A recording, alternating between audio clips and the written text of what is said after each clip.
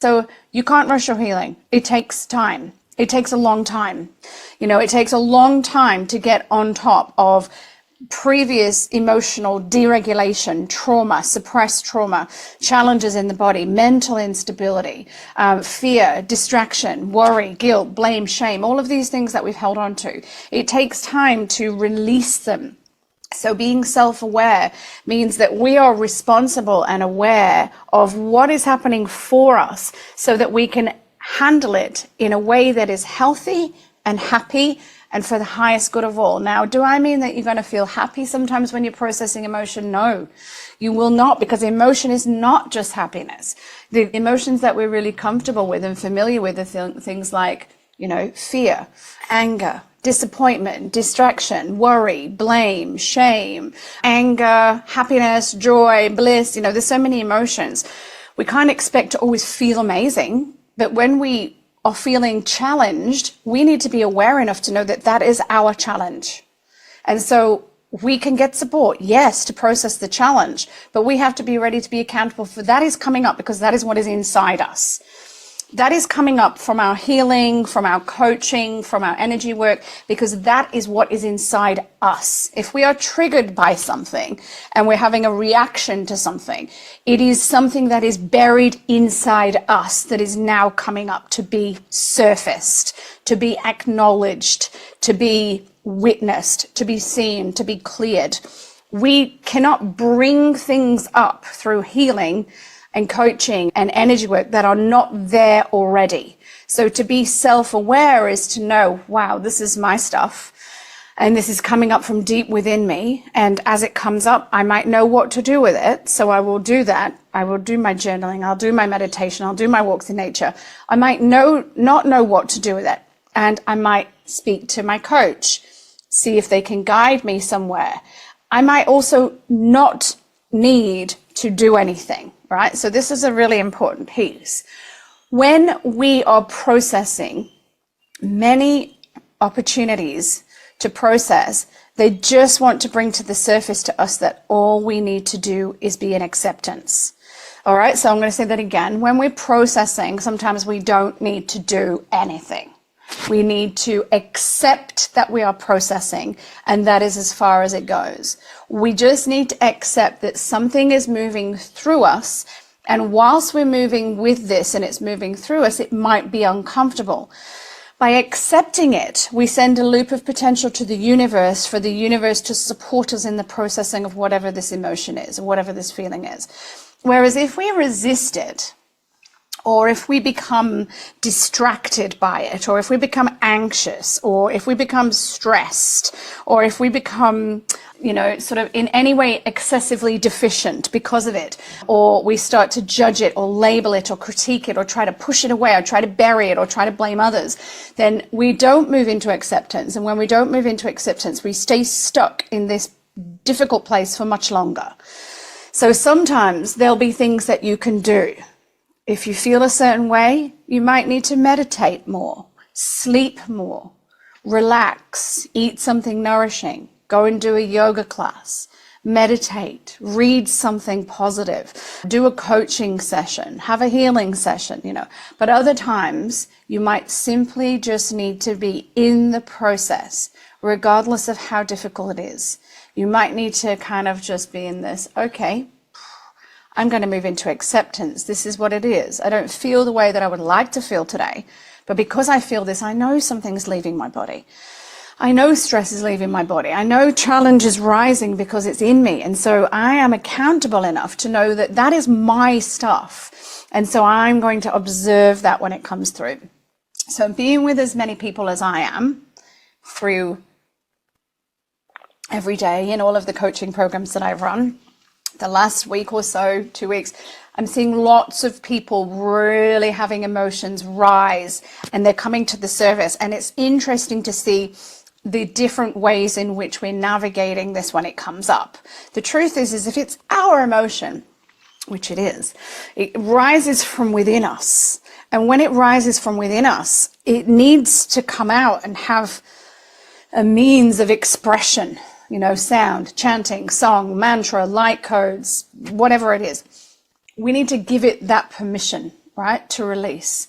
And as it does that, we need to work towards not resisting the process or not judging it, labeling or expecting it to be quicker.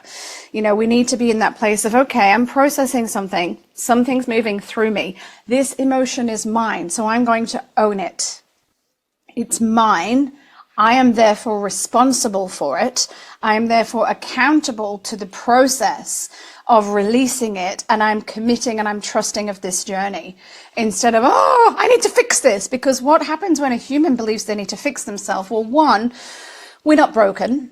Nobody's broken. That's just a misconception. We're not broken. We're just always healing, right? So we're always growing. We're always expanding. We're always changing. So if we think we're broken, there's a problem. We're not broken, right? So we don't need to fix anything. And when we see ourselves as, oh, I need to fix this, then this is the opposite of acceptance. When we accept where we're at, then the universe will support us to change it. When we do not accept where we are at, we end up in a world of pain because we're just trying to exist with massive resistance inside of our bodies, and we cannot exist that way. We are not designed to hold resistance in the body and still thrive. We are designed to accept. And so when, you know, this challenges people because they go, well, I don't want to accept that I'm feeling angry, or I don't want to accept that I'm emotional, or I don't want to accept that this is happening. Well, the thing is it's not about a choice. It's not about whether you want to or not. It's about the fact that you have to. Because when you accept yourself radically, when you have something that I call radical self-acceptance, then you move into this, oh, I accept and I love and I honor myself as I am now. I commit to working towards any changes that are necessary, but I still honor, love, and accept myself as I am now. Instead of, I resist this, I do not accept this, I do not honor this, and I do not love myself. I do not love myself, honor myself, or respect myself. I want to change, I want to shift, I want to heal, I want to grow, and I want it now, right? The universe is not going to support you at all. Not at all, because you're not supporting yourself. Supporting yourself means love. It means radical self-acceptance. So even if there is something negative going on for you, you accept that that is there because it is there. And when you accept that it is there, you give this message to the universe, which sends this loop of potential and possibility, which reflects back at you and lets you know that change is coming. Whereas when you stay in this, no, I don't accept this, I need to fix it, I'm angry, I'm this, I'm that, you know, I'm not accepting this, and I want to change it, I want somebody else to change it, I want it now. The universe will not support you because you are not supporting yourself. So it's so important to become self-aware. Here's some differences. Right, I say that I'm feeling reactive and I'm angry. And then my husband is around and I'm feeling angry, that's my emotion. And I snap at him. You never do this on time. You don't keep the house clean. You didn't finish this for me. I'm always cooking the dinner, blah, blah, blah. So my anger is then thrown at him. Has he done anything wrong? No. I am not being self-aware. I'm lacking awareness of my emotional state and believing that it is okay for me to throw my emotion at someone else. So I am therefore in that moment lacking self-awareness. Is this going to happen sometimes? Yes, because we're humans. So it does happen sometimes. But are we going to learn from it and stop doing it? Yes, we are, because we'll see, wow, this is my emotional state. But therefore, does that give me the right to throw that emotion at someone else and blame them for how I'm feeling? No. All right, so what will I do differently? I will feel that emotion. And I will own it. Oh, I'm feeling angry today. Wow, this is interesting. I'm going to sit with this. I'm going to close my eyes and do a meditation, feel where I feel this anger in my body. I'm going to notice what this anger would look like if it had a color or a sound. I'm going to somatically work with it. I'm going to ask Kaya for meditation. I'm going to ask Kaya for something supportive for the emotion I'm feeling. And I'm going to do some work on it. Or I'm going to get my journal out and start writing about that. I'm going to be self-aware of it. I'm going to have a conversation. I'm going to talk about it. This is what being self-aware is, actually addressing it, noticing it and seeing it for what it is and committing to doing something. Or sometimes, okay, I'm noticing this is there, but I don't think I need to do anything. I'm just going to see how I feel over the next day or so and maybe just practice my meditation and things like that so that I'm helping anything to move out that needs to move out. but I feel like I'm just in this because it's moving through me. And so we might not need to do anything dramatic. We might need to just be in the process of it. If we're in the process of receiving deep healing and we've started unraveling and having these journeys that are really designed around our own healing, growth, and transformation, then it is really normal that we're going to have experiences where we feel triggered, where we feel emotional, where we feel reactive, where we feel challenged. This is normal. And so being self-aware is, yeah, okay, I'm owning that. Being self-accountable is making sure you're not blaming anyone else or throwing it at anywhere else or crossing anyone else's boundaries just because you don't feel good, or also with this sense of responsibility is that you're being responsible to show up and do the things that are going to help you. You're eating well, you're sleeping well, you're talking when you need to talk, you're sharing, you're showing up, because this mental and emotional state that we get into, it's our mental and emotional state. Whilst it's not comfortable a lot of the time, it's very, very inappropriate to throw it at someone else and go, yeah, this is what's going on for me, but I'm going to throw all that at you. And the amount of times that people do throw their emotional and mental state at others is just unbelievable, especially in marriages and in family situations, family dynamics, because we tend to take our mood out and our emotional stress and our mental stress out on those that are closest to us. So I'm getting you really here to notice and to step into self-awareness, to be aware of your processes, to be aware of your pain, to be aware of your challenges, to be aware of your trauma, and to take action that is appropriate, to not throw it at others, to not react with others, to not expect others to fix your problems, but just to know that you can reach out in a way that is actually really healthy and ask for support. And you can also come back to that sense of being accountable and self-responsible and aware of your own emotional state enough so that you can own it. And I really suggest to people saying things to others like, I'm feeling this way at the moment. It is not you, it's me, and I'm working on it. Or I hear what you said and I feel triggered by that and I feel emotionally responsive, and I'm just going to go and sit with it for a while and see what comes through. And it's not you, it's me.